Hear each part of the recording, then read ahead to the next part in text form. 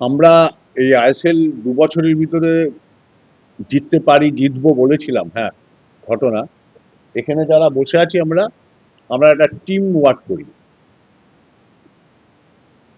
আমি একা কেউ না, আমাদের একটা টিম আছে। কর্মসমিতির সদস্যরা বাদ দিলেও আমরা দৈনন্দিন একটা টিম আমাদের কাজ করে। যারা সংবাদ মাধ্যমরা রোজ যাতায়াত করে তারা দেখে, যাদেরকে দেখা যায় না, লামলাইটে আসে না, এরকম বহু মানুষ এখানে কাজ করে। আমরা বিশ্বাস করতাম যে আমরা সবাই মিলে একসাথে যদি কাজ করি এর সাফল্য পাব। যেমন ইমামির সাথে আমরা কাঁধে কাঁধ মিলিয়ে আমরা একসাথে কাজ করেছি। কোনো চলার পথে কখনো কখনো কোনো কিছু নিয়ে ত্রুটি থাকে, প্রত্যেকটা পরিবারে আছে, নেই? তো সেটা একটা আলাদা সাবজেক্ট, কিন্তু আমরা স্টিল টুডে আমাদের কোনো মতান্তর হয়নি, যেখান থেকে আমাদের প্রত্যাঘাত আসতে পারে। এই শক্তিটাই আমাদের কাজ করেছিল। প্লাস এই বছর বিশেষ করে আমরা বিভাস আগরওয়াল, সন্দীপ আগরওয়াল,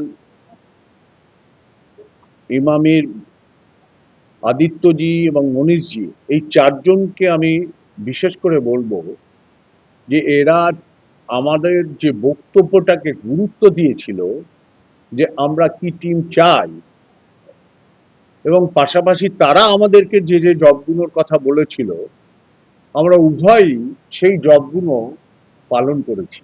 काटू क्या अभी काटू? नहीं नहीं रुक जाओ।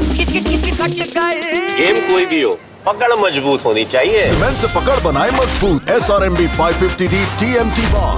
পার্থর কাগজে একটা খবর বেরিয়েছিল যেদিন আমরা চ্যাম্পিয়ন হই। আমি ওকে ফোন করে বললাম যে আমার ওয়েস সিসিমেন দুজনের প্রতি রিগার্ডস আছে। কিংফিশার চলে যাওয়ার পর আমাদের সাথ দিয়েছিল না। কোয়েসের সাথে আমরা কোনো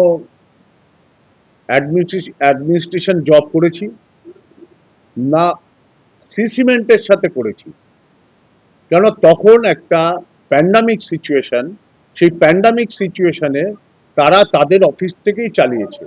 বাট তাদের কাছে আমরা কৃতজ্ঞ যে সে সময় এসে পাশে দাঁড়িয়ে আমাদের সাথে কাজ করেছে। কিন্তু আমাদের আমরা সিমিলার কথা বলছি আবার, যে যে যার জন্য আমরা সঞ্জীব গোয়েঙ্কার সাথে কাজ করিনি, সিমিলার সিচুয়েশন হয়েছিল তার থেকেও খারাপ সিসিমেন্টের, যার জন্য আমরা রাজি হইনি। এই একই কথা, ক্লাবকে সেকেন্ড টাইম হস্তান্তর করব না বলে।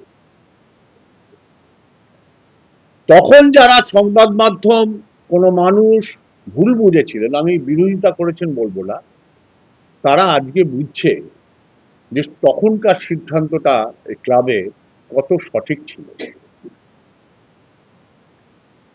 আমি সবসময় বলেছিলাম একটা সার্কেল, আমরা সার্কেলের ভিতরে আছি, ঠিক আসবে জায়গাটা। অপেক্ষা করতে বলেছিলাম 2 বছর 3 বছর, যে আমরা নিজেদের পায়ে দাঁড়িয়ে নিজেরা ট্রফি নিয়ে আসবো। আজকে মনে হয় সংবাদ মাধ্যমদের কোনো বন্ধু এই প্রশ্ন করার আর অবকাশ থাকবে না। যদি কেউ মনে করে হ্যাঁ তখন আমরা সিদ্ধান্ত ভুল করেছিলাম, তাহলে প্রকাশ্যে বলতে পারে। তো যাই হোক, পার্থর কাছেই ঘুরে আসি। এরকম একটা গল্প পার্থ লিখেছিল, তাই পার্থকে ক্লিয়ার করলাম। ভাবলাম যে এটা পড়ে আমরা খুব আঘাত পেয়েছি, এটা সঠিক না। সঠিক চিত্রটা প্রকাশ্যে এলে সেটা যদি আমাদের ব্যর্থতাও হয় মাথা পেতে নেব, কোনো প্রবলেম নেই।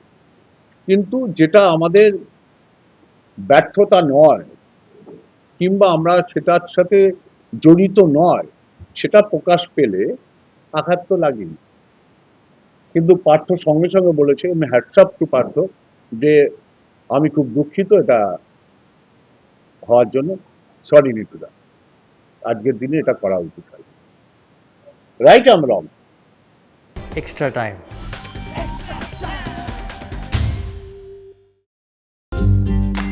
লেটেস্ট নিউজ আর এক্সক্লুসিভ ভিডিওর সঙ্গে আপডেট থাকতে এখনই সাবস্ক্রাইব করুন আমাদের ইউটিউব চ্যানেল।